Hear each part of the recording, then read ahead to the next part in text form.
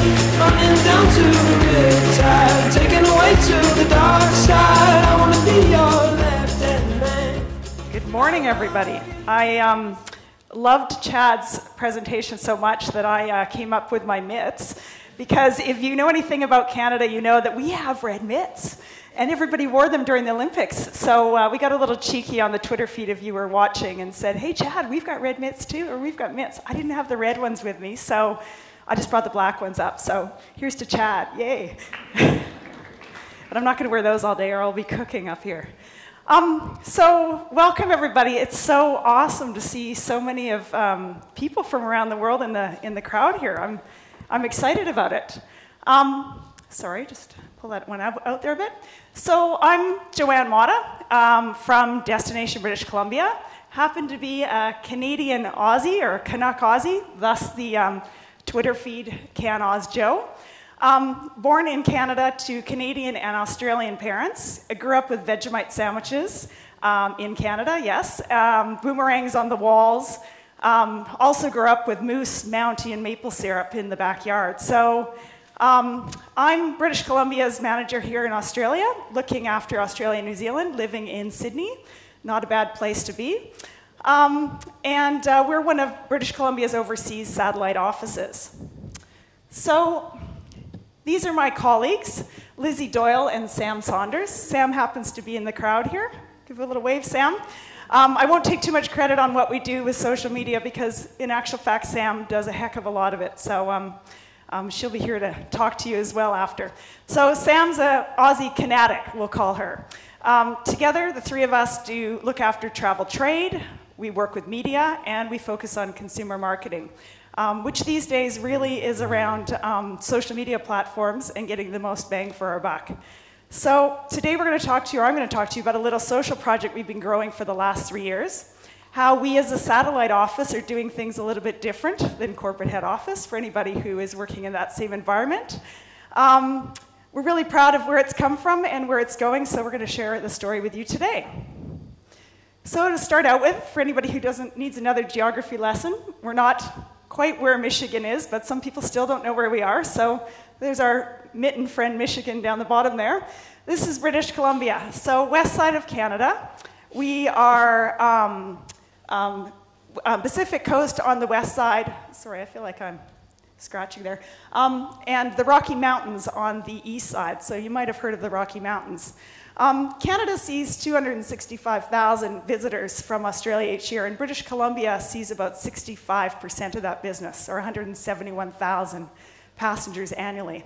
Australia is the third largest market into British Columbia, behind the UK and China, but we are inching ever so closely to our friends in the UK, and we love to send them messages whenever we get custom entries to say, we're almost beating you. This visitation for us grows year on year, small, but constantly growing, so we're pretty happy with how things progress down here in Australia. You might ask, why do people go to British Columbia from Australia? Well, we sort of define 4 pillars of what we think sets us aside or away from everybody else.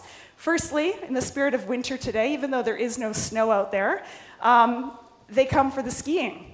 You might have heard of a resort called Whistler. If anybody watched the 2010 Winter Olympics, featured heavily.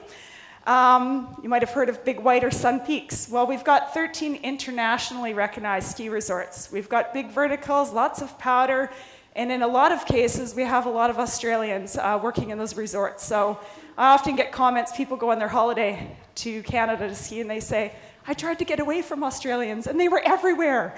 So unfortunately, we have that problem. We also find the Australians come for the wildlife. Of course, we've got grizzly bears, orca whales. We've got moose, elk, sea lions, sea otters, and of course, who can forget the very famous Canadian beaver, or the cougar, and not the ones you might have saw in the bar last night. We are home to the Galapagos of the North, so way up near Alaska, you'll find some of the most unique marine life in the world, and that's in British Columbia.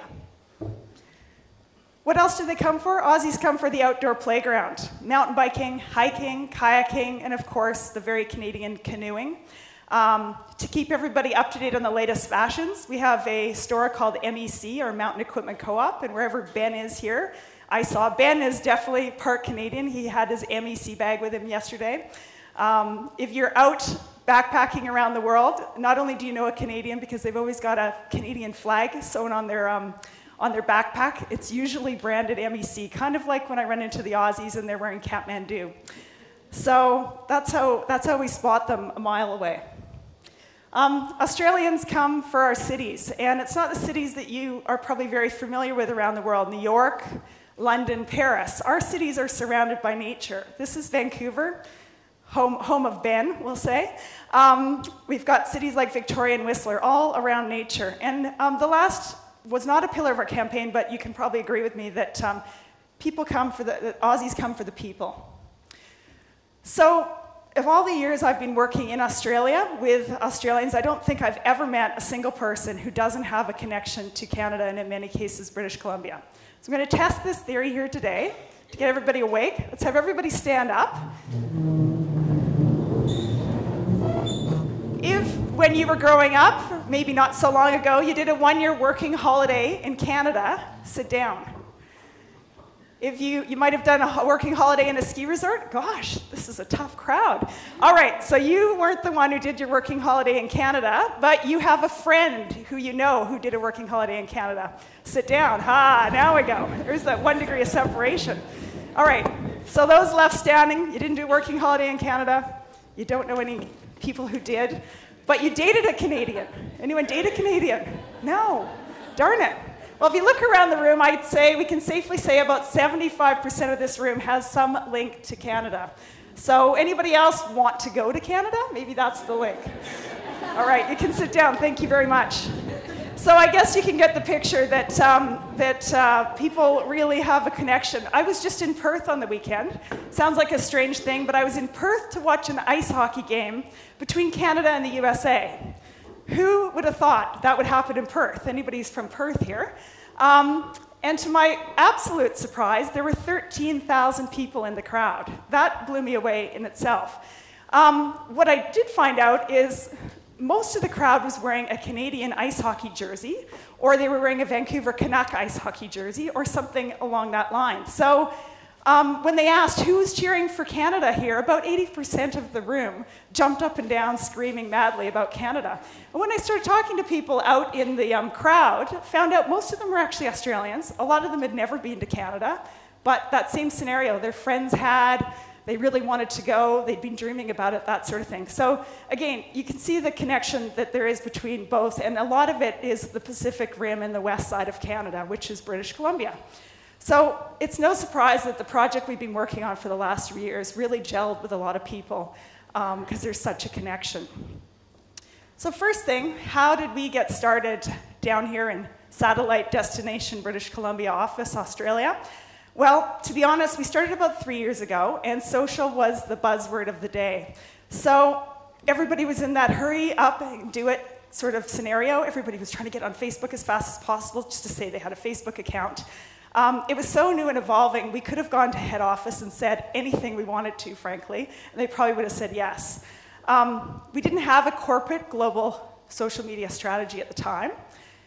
There was no, you must use this brand, you have to do it this way. We said to them, we have a cool idea, and it's not going to be very expensive, and that's all they needed to hear. Oh, well then go ahead, quick, go do it. So we were really a pilot project, running out of sight and out of mind from what was going on at corporate head office. And we were smashing all the targets we set for ourselves. I think they were fairly modest at the time. So really, nobody was questioning what we were doing. We were doing what we said we were going to do, and it didn't cost a lot of money. So the first thing we needed to do was come up with a name. Now, based on our little survey earlier, I think you can see Aussies Love British Columbia seems to fit naturally with the synergies of the two countries. And I'm going to give credit here today because it happened in a coffee shop. Sam and I were sitting there with Rodney, who was just visiting from Canada. We've been friends for a while. It's what happens when you find Australians when you're living in Vancouver. You become friends with them. And Rodney said, well, we want to do this social media thing, and you work in social media, so what do you think? And he said, yeah, you got to make it cool. It's got to be a really trendy, catchy, buzzwordy thing. And he said, what do you think of Aussies Love British Columbia? And sometimes we say, Rodney, don't like that idea, really bad. This time we were like, that's awesome. That really is catchy. I think that would catch on. So it stuck. We started on Facebook and on Twitter because at the time these were the two places that everybody was going, so why not join the bandwagon? So flash over to corporate head office. This is what the North American Facebook page looks like for our colleagues. At the time we started 2011, there was no such thing as Facebook's global pages. So they didn't even evolve until about a year later. So there's nobody asking us at corporate head office to be a part of one page doing one thing. So we kind of, again, ducked under the radar. We were able to get away with that. And the thing was, we were trying to be different than everybody else. We wanted to talk to Australians in the right time zone, in the right tone of voice, with all the funny Australian jokes and slang that everyone here uses.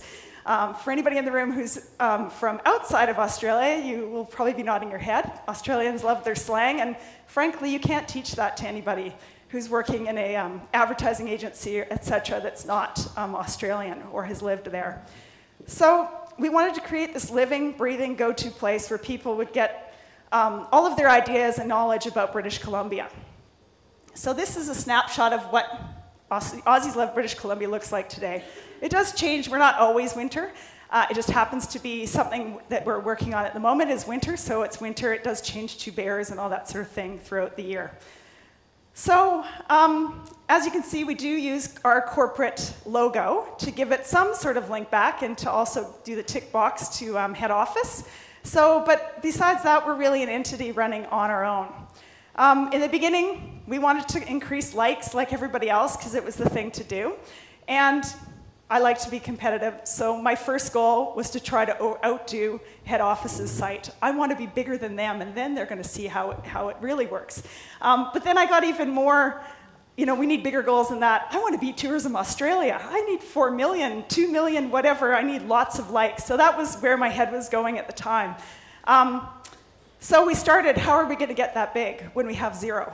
And we gave away things. So everybody likes to win things, especially when it's a prize, a trip halfway around the world. So we started giving away trips to Canada, to British Columbia. And back then, we linked them to a microsite called becuriousinbc.com.au, which no longer exists. So this is another place we could house content and stories about things that we wanted to tell Australians about British Columbia. We'll stick it there, we'll talk to them on Facebook, but we'll make them go over to that microsite and get that other information. So we went from 0 to 5,000 likes pretty much overnight, which made us pretty happy. We thought, wow, that was really easy. So we gave away another prize, and we jumped again to 12,000 likes. So we ditched the microsite, and at the same time, we got a little bit bold and a little bit crazy, and we decided to take all of our consumer marketing budget and do away with digital marketing and put it all into social media. Because why not? It sounded like a good idea at the time.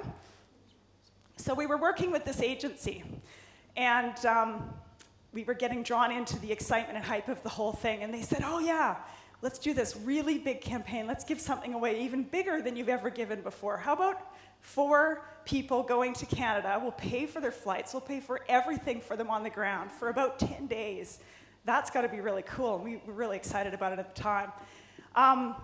So they said, we need to build an app. And it's going to be really cool. You're going to have to share it with your friends, and they're going to have to share it with their friends. 4 of you, you're going to tell your friend, and so on and so forth. Together, you're going to make a sentence, and you're going to post it on Facebook. How cool is that going to be? At the time, we thought, great. It cost us a fortune. The agency said, it's the first time anybody's done anything like this before, so hey, well then why shouldn't we do it? We want to be different than everybody else. So we thought it's sure to be a winner. Group effort equals group prize. And you can imagine the likes we were going to get, which was all we really cared about at the time. It looked awesome, it sounded awesome, and everybody was going to talk about us. But then we switched it on, and this is what happened. I'm sure some of you in the room, any hands up who can relate to disaster on Facebook or social media? We didn't think to ask, will it work on smartphones or iPads? So we started getting posts from people saying, this isn't working, I can't register. So we called the agency and said, it doesn't work on people's iPhones. And they said, well, you didn't tell us to do that. That's extra. So we were like, were we supposed to tell you that? I don't know, we didn't even think about it. So we felt pretty stupid and probably a lot more disappointed. And the problem is comments kept coming in. We couldn't stop them. The next thing was, I don't get how this works. What do you mean I have to tell my friend, but they're not on Facebook today and I can't get it to work? And we even had our own friends testing it out, and we explained it along the way, and even they couldn't get it. So that's when we thought, yeah, this isn't a very good idea. So needless to say, results were not very good. Nothing like we had dreamed they would be. And it turns out creating a very complicated, custom-made app for a competition entry mechanism was great in theory, just not at all in practice. So in hindsight, we needed to stick to the KISS principle. Keep it simple, stupid. We keep that more in our mind these days. So what did we do next? We needed to regroup, dust ourselves off, and refocus. So we knew what we weren't very good at, and the question was, what were we doing really well? We still had a really big base of fans, and every time we posted something on Facebook or on Twitter, people replied, people reposted. They were really engaged with us. Chad was talking about demographics of New York being really young. Well, one of the great things was, if you're going on a trip to Canada from Australia, as you may know, it's not cheap, it's expensive. It could be $5,000, $10,000. So, we need to be focused on the people that can afford that kind of money. Well, the good thing was 80% of our demographics were aged 25 to 54 years old. They can probably afford a trip to Canada. 60% of them are women. Women are the decision makers in the group. So we were kind of we were in line with our corporate strategies, and we were on the right track. So we shifted people to the center of our next campaign. We learned that social campaigns work best when you're at the bottom of the funnel. We started focusing on community engagement rather than likes, which was so important to us at the beginning.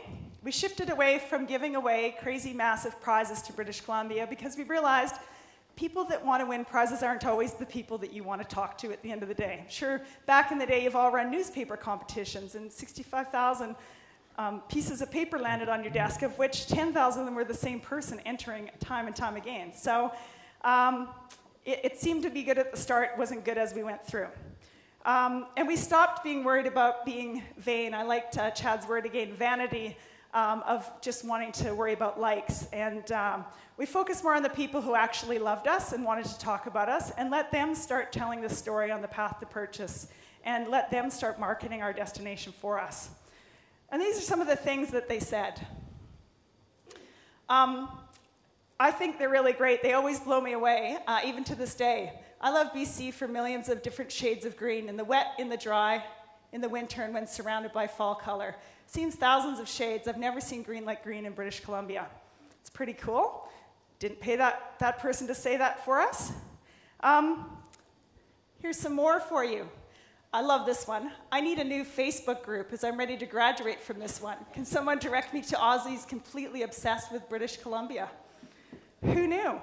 We often send emails back to head office, proudly saying, check this out. Honestly, we did not pay this person to say this, and we don't even know them. So how cool is this? They're just loving us unconditionally.